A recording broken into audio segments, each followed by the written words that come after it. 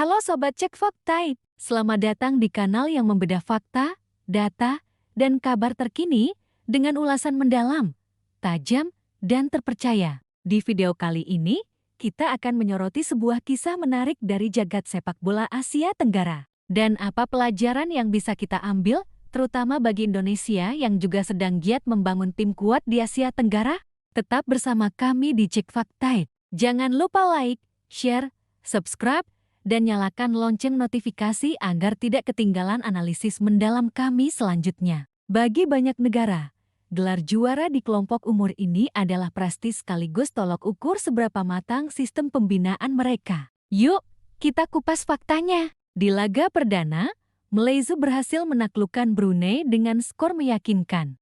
Di atas kertas, Malaysia diunggulkan. Namun realitanya, Filipina yang belakangan mulai serius menggarap sepak bola, tampil agresif dan berhasil mencuri kemenangan tipis. Dalam konferensi pers, ia mengakui kegagalan membawa timnya ke semifinal adalah pukulan besar. Namun, di sisi lain, dia tetap memuji semangat anak asuhnya yang mampu tampil solid melawan tekanan supporter tuan rumah. Di media sosial, fans Malaysia terbelah. Ada yang tetap memberikan dukungan karena menilai pemain sudah berjuang maksimal. Tetapi ada perbedaan mendasar. PSSI di era Shin Tae-yong, lalu dilanjutkan di era Indras Jafri di kelompok umur, berupaya menyeimbangkan antara pemain lokal akademi dengan pemain diaspora. Namun, tak sedikit pula yang marah besar, menuding FEM tidak serius membina talenta muda.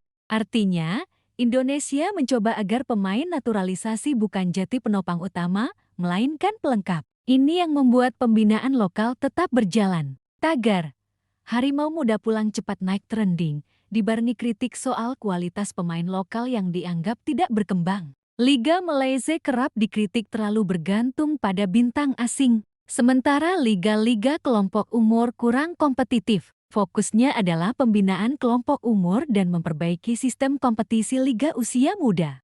Akademi sepak bola di Malaysia memang ada, tetapi ekosistemnya belum semapan Thailand atau Vietnam. Di sisi lain, federasi juga sering dikritik lebih sibuk mengejar prestasi instan di level senior, alih-alih fokus membangun fondasi jangka panjang. Kekalahan ini jati pukulan telak karena membuat peluang Malaysia untuk lolos bergantung pada laga penutup melawan tuan rumah Indonesia. Pakar sepak bola Asia Tenggara, John Duerden, juga pernah menulis bahwa Malaysia harus meniru model Thailand, akademi kuat, liga profesional sehat, dan scouting pemain muda merata. Mereka menulis bahwa kegagalan Malaysia tak lepas dari kualitas pemain lokal yang mengecewakan. Nama-nama seperti Guillermo de Paul, Liridon Krasniqi, Corbin Ong, dan Dean Gools adalah contoh sukses di tim senior. Strategi ini di satu sisi efektif meningkatkan kekuatan tim dalam waktu singkat. Namun, di sisi lain, banyak yang menilai langkah ini justru membuat pemain lokal malas berkompetisi keras. Akibatnya, regenerasi mandek, tim U23 kesulitan bersaing karena kualitas pemain mudanya tidak merata. Sementara, kalau di level senior, Malaysia justru garang karena pemain naturalisasi. Mereka bahkan membandingkan bagaimana Malaysia sukses menghajar tim senior Vietnam 4-0 di kualifikasi Piala Asia 2027 dengan 9 pemain naturalisasi di starting 11. Sindiran ini bukan tanpa sebab. Rivalitas Malaysia-Vietnam memang memanas dalam beberapa tahun terakhir, baik di level klub maupun timnas. Kekalahan telak Vietnam di Kuala Lumpur jadi luka yang belum kering. Di SUJBK yang dipadati puluhan ribu penonton, Malaysia hanya mampu bermain imbang melawan timnas U23 Indonesia. Hasil ini menutup harapan mereka, karena hanya finish di posisi ketiga dengan 4 poin kalah dari Indonesia dan Filipina. Namun, hasil ini tidak cukup jadi patokan karena Brunei memang sering jadi bulan-bulanan di sepak bola ASEAN. Gelar SEA Games 2009 dan 2011, serta status finalis AFF Cup 2018 menjadi bukti Harimau Malay pernah menakutkan.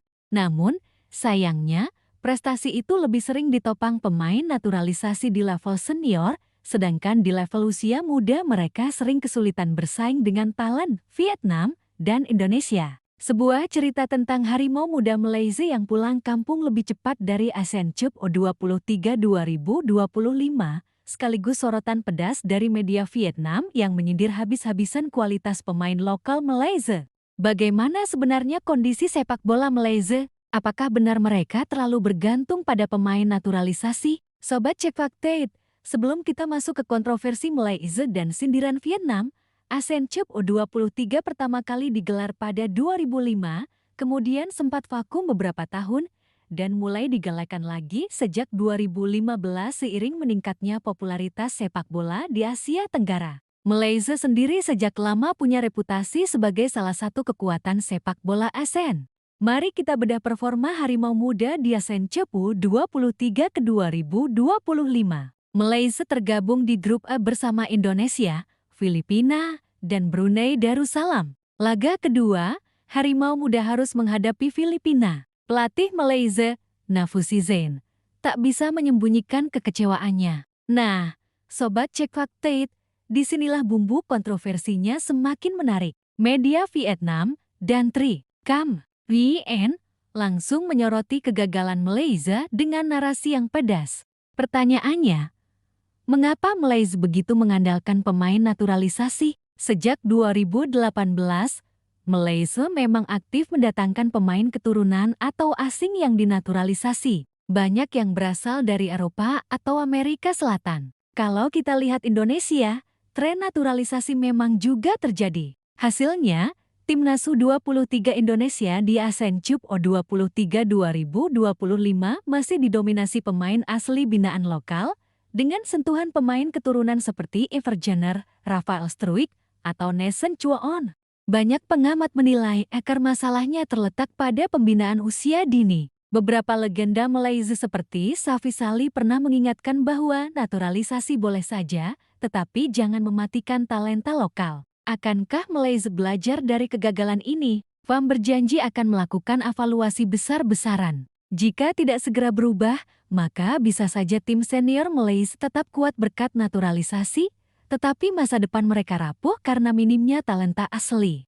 Indonesia wajib belajar dari kondisi ini. Naturalisasi bukan hal tabu, tapi harus jadi opsi pelengkap, bukan solusi instan. Yang utama tetap membina talenta lokal, memperbanyak kompetisi usia dini, meningkatkan kualitas pelatih, dan menyiapkan ekosistem yang mendukung mimpi pemain muda. Sobat Cek Fakta, kegagalan Harimau Muda Malaysia di ASEAN Cup U23 2025 adalah cermin yang sebaiknya jadi pelajaran, bukan bahan ejekan semata. Rivalitas bola panas, tetapi pada akhirnya, siapapun di Asia Tenggara pasti punya mimpi yang sama. Tampil perkasa, bukan hanya di level ASEAN, tetapi juga menembus Piala Asia, dan mungkin suatu saat Piala Dunia. Bagaimana menurut kalian? Apakah strategi naturalisasi Malaysia patut diteruskan? Apa Indonesia harus meniru? Atau justru hati-hati agar tidak jatuh di lubang yang sama? Tulis pendapat kalian di kolom komentar. Jangan lupa like, share, dan subscribe agar kalian gak ketinggalan analisis mendalam berikutnya. Sampai jumpa di video Cek Fakta selanjutnya. Terus kritis, terus cek fakta.